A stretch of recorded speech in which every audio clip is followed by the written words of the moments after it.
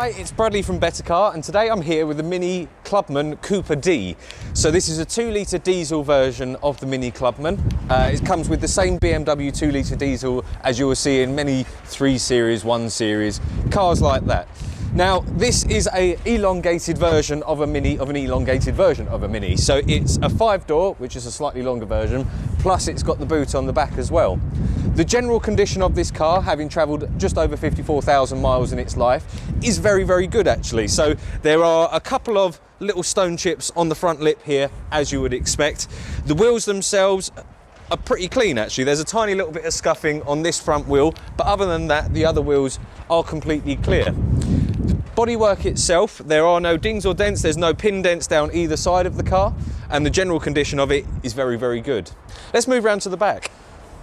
Right then, moving round to the back of the Mini Clubman, you can see even more so from this angle that this is the elongated version of the Clubman. So you've got a very different back end on here to a regular Mini. The regular Mini taillights are down the body like that, whereas these ones are across the boot itself. You can see again that the condition of this car is very good from this angle. There's no scuffs on the handles themselves, and there are no dings or dents down this passenger side either. The colour on this car is a metallic black, so it's around about a £500 option from the factory, and this actually comes with around about £5,000 worth of options on it as well, which I'll go over when we get inside. Now, my favourite party trick of the Mini Clubman over the regular Mini is on the key. You've got your boot release button. Press it once, one door opens. Press it again, and the second door opens. I just find that great for some reason. Now, once you get in here, it is only slightly bigger than a regular Mini, so it's 360 litres. It's more usable though, so you've got a much wider space to get luggage in and out of, and you have got a 60/40 folding rear seat in here as well, and you've got a few nets and bits to stop cargo rolling about. In terms of usable storage, you've got a completely movable floor that actually slides itself up like that, and you've got loads more storage underneath the boot itself, so that creates quite a lot more room in there. Let's move into the back seat. Right then, moving into the back of the Mini Clubman. This is actually quite surprising for someone that's been in previous Minis. You've got loads of knee room. So I'm 5'10", this seat's set to my driving position. So I've got loads of knee room, I've got loads of foot room to move about in, and I've actually got loads of headroom as well. The actual condition and bits in the back here is very good. It hasn't had any sort of child seats or anything like that ripped or put on it, so that you haven't got any like dents in the seats themselves. This is the perforated leather, so this is what comes as one of the £5,000 worth of options in this car. Now, in terms of specification in the back here, there's not much to note. You have got a couple of air vents, which is actually quite a nice touch in a car like this. You've got electric windows, and you have got 3 full rear seats with a full third rear seat belt in there as well. Let's move into the front. So moving into the front of the Mini Clubman Cooper D, you can see that the seats are in very good condition. So they're the same leather, perforated leather, as you would get in the back. This is very similar to previous Mini generations. So if you've been in one of them, you would be very familiar with a lot of the controls in here. The main difference from the previous Mini generations is that the big centre circle in the middle here is no longer a speedometer. It's actually a full-size screen for sat-nav and car functions, radio functions and phone functions in there as well. So this is an automatic version of the Mini, so you've got a manual and a sport option on there as well.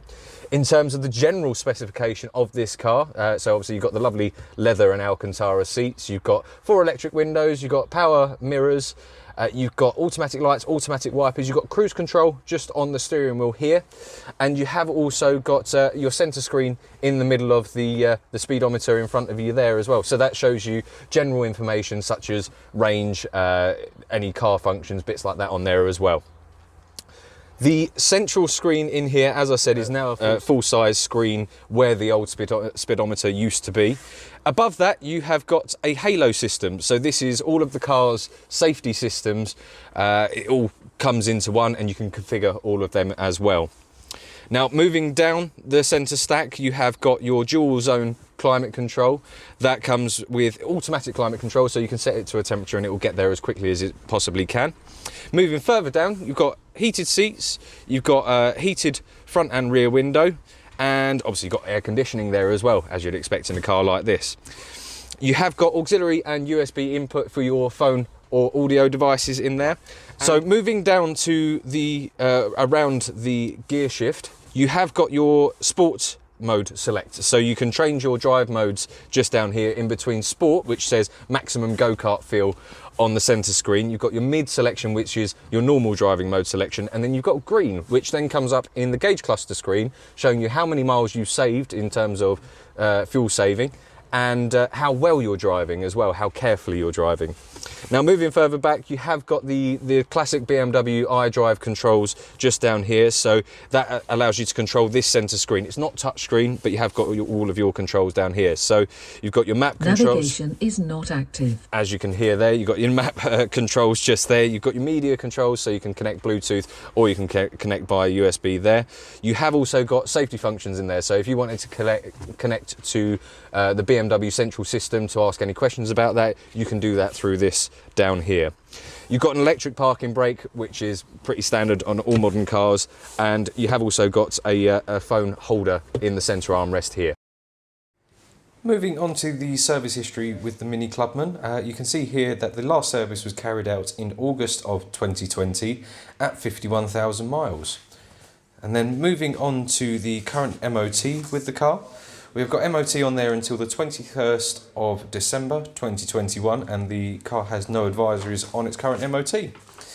And then finally is our vehicle inspection sheet that is done by our local garage. They have checked the tyres, the electrics and the mechanicals of the car, and they deem it safe and ready for use.